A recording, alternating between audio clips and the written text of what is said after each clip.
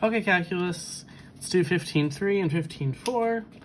15.3 is conservative vector fields and path independence. So we talked briefly in 15.2 that if you're going from point A to B, moving between 2 points in a field, the work done is independent of the path taken by the object. So it doesn't matter how you get there in a field, it just matters the starting point and the ending point. To demonstrate this, we're going to do an example.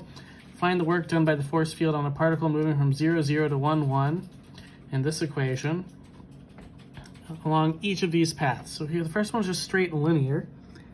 So we're going to let t go from 0 to 1 in all situations. Now in this first one, x and y are both just t, so ti plus tj because it's the linear equation. Which means our derivative is just I plus j. Now, if we change our function to terms of t, f of x, y becomes 1/2 t times t, so t squared I, plus 1/4 t squared j. And when I do the dot product between these two for the work, it'll be 1/2 t squared plus 1/4 t squared, which is 3/4 t squared. Integrate that from 0 to 1 to get 1/4 t cubed, evaluated from 0 to 1, which is 1/4. So the work done on that path is 1/4. Now what happens if we go along the path x equals y squared? So now, since x is equal to t, now y squared is equal to t, which means y is the square root of t. Going to be positive because we don't have negative times here. So plus the square root of t, j, means r prime of t is I plus 1/2 t to the negative 1/2 j. Now when I switch my function in terms of t in the second pathway, it now becomes 1/2 x times y is now t times square root of t, so 1/2 t to the 3/2. X squared is still t squared. When I do the dot product here, I will get 1 times 1/2 t to the 3/2. 1/2 t to the negative 1/2 times 1/4 t squared is 1/8 t to the 3/2. So in total, this is the integral from 0 to 1 of 5/8 t to the 3/2. When I integrate, it becomes t to the 5/2 divided by 5/2. So this becomes 1/4 t to the 5/2, evaluated from 0 to 1, which is still 1/4. And lastly, what about y equals x cubed? That makes y equal to t, but now it's the cube root of x is equal to t. So now our r of t is cube root of ti plus tj.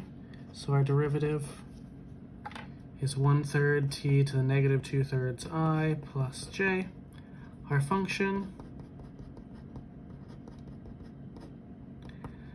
is x times y is now 1/2 t to the 4/3 plus 1/4 t to the 2/3, so that when I multiply these two together, I get 1/6 t to the 2/3 plus 1/4 t to the 2/3.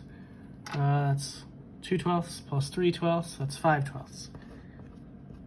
5/12 t to the 2/3. When I integrate that, it becomes t to the 5/3, which again is 1/4 t to the 5/3 from 0 to 1, which is 1/4. So as you can see, all of these, the work is 1/4. It doesn't matter which path you take to get there. If you start at 0, 0 and go to 1, 1 over this field, the work required is always 1/4. So this brings us to the fundamental theorem of line integrals. Let C be a piecewise smooth curve lying in an open region R given by the vector value function x of ti plus y of tj from A to B. If f of xy equals mi plus nj is conservative in R and m and n are continuous in R, then the integral over C, the area of f, the dot product with that, and dr is equal to the gradient of f times dr, or f of x of b, y of b minus f of x of a, y of a.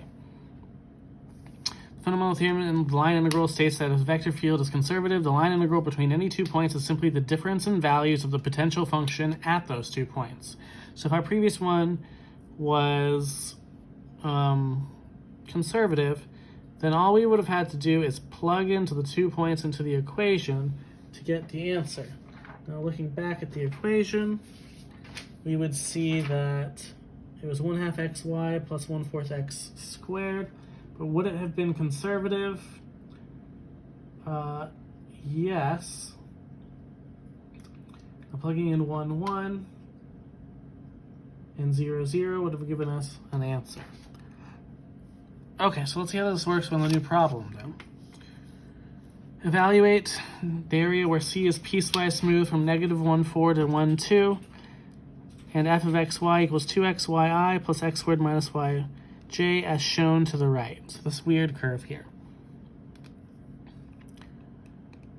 Okay, so to find the potential function, I really need to integrate 2xy with respect to x and integrate x squared minus y with respect to y. So the integral of 2xy is x squared y, plus we need an f of y because any function in terms of y would have been killed by the derivative. Integrating this with respect to y, you get x squared y minus 1/2 y squared plus a function in terms of x. Okay, so I need the pieces from both of them. So I need an x squared y. I need this minus 1/2 y squared. The only other thing I could need from an integral is a constant, which would have been killed by both functions. Now I'm going from 1, 2 to -1, 4. So what's f of 1, 2? It's 2 minus 2 plus k, so it's just k. F of -1, 4 is 4 minus 8 plus k, which is -4 plus k. So if I take my starting point or my ending point minus my starting point, I take k minus -4 plus k. K minus k is 0, we just get 4. So the work done, regardless of path between these two, is 4. That's only if a potential function can potentially work, so you have to integrate both with respect to the opposite variable. And we'll do more in the next video.